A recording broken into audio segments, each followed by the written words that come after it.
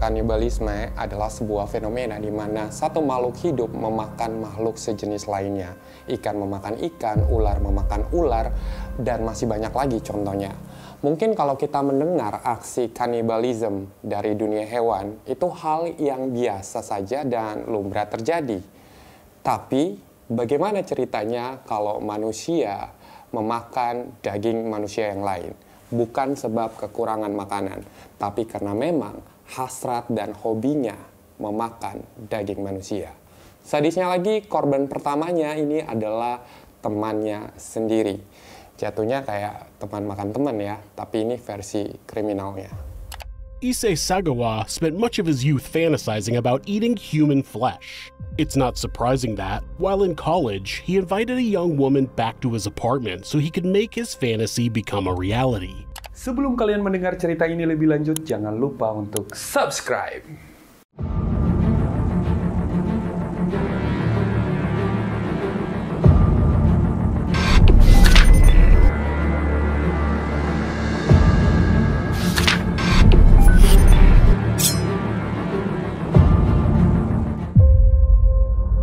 Hai BNS Squad, I'm Andy and welcome back to BNS Sisi Gelap. Anyway, kisah kali ini datang dari negeri Sakura, Jepang. So, let's talk about the case dalam The True Crime Story.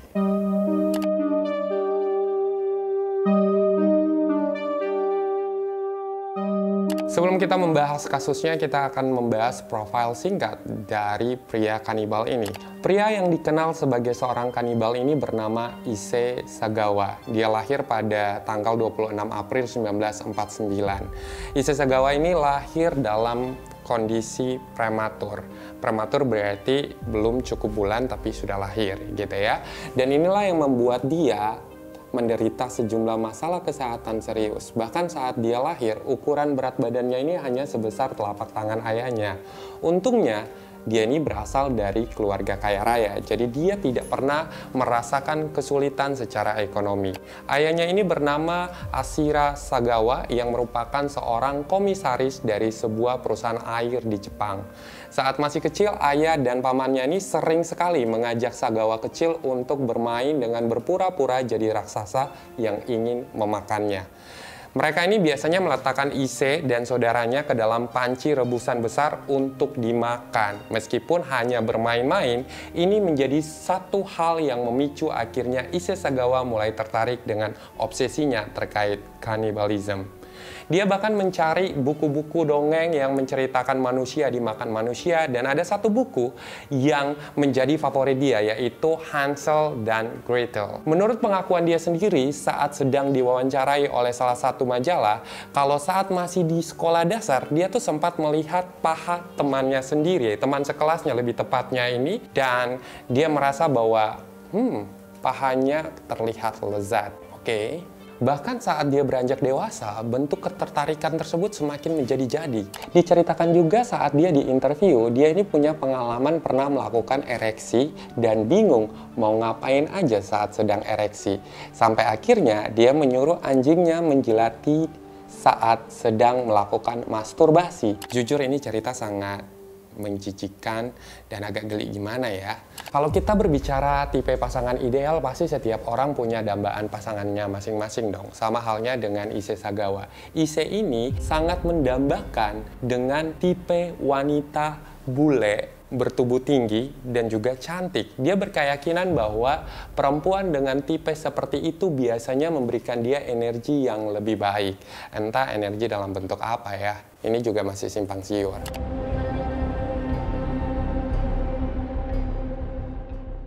Saat dia tinggal di Tokyo, Issei Sagawa terpesona dengan bentuk tubuh seorang wanita bule yang kebetulan juga tinggal di sebuah apartemen yang sama dengan unit dia.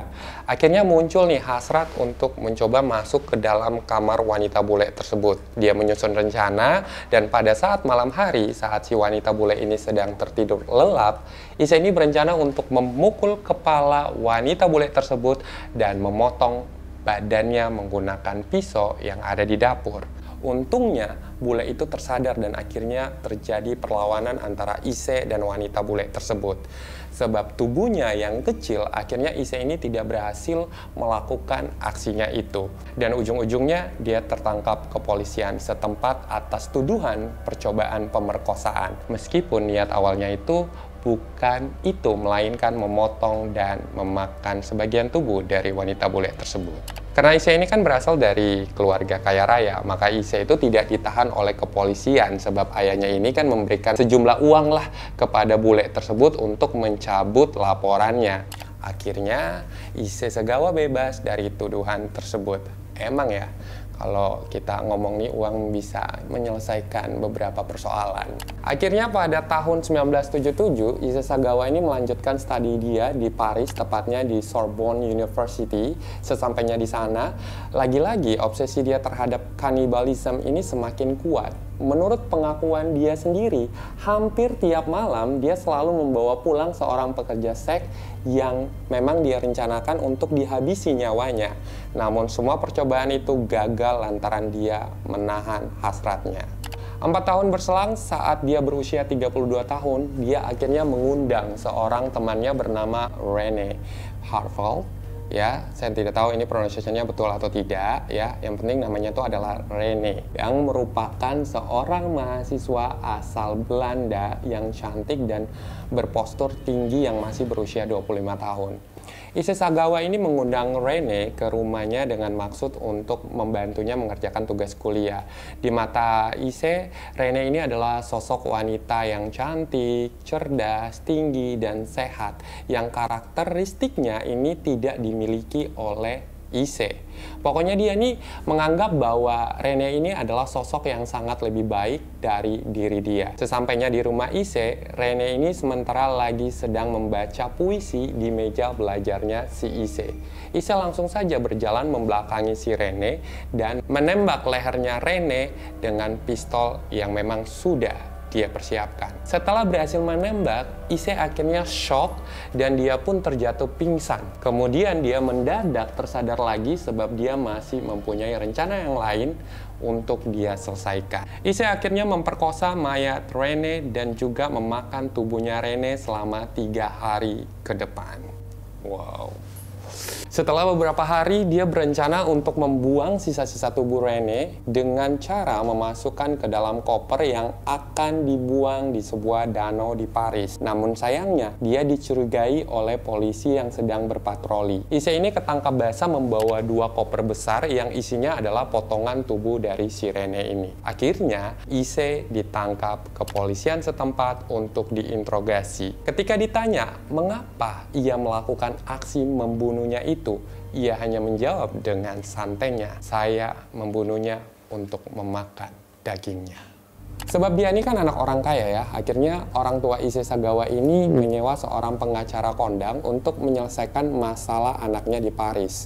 Issei Sagawa menunggu persidangan selama kurang lebih 2 tahun di penjara Prancis ketika akhirnya tiba waktunya untuk diadili.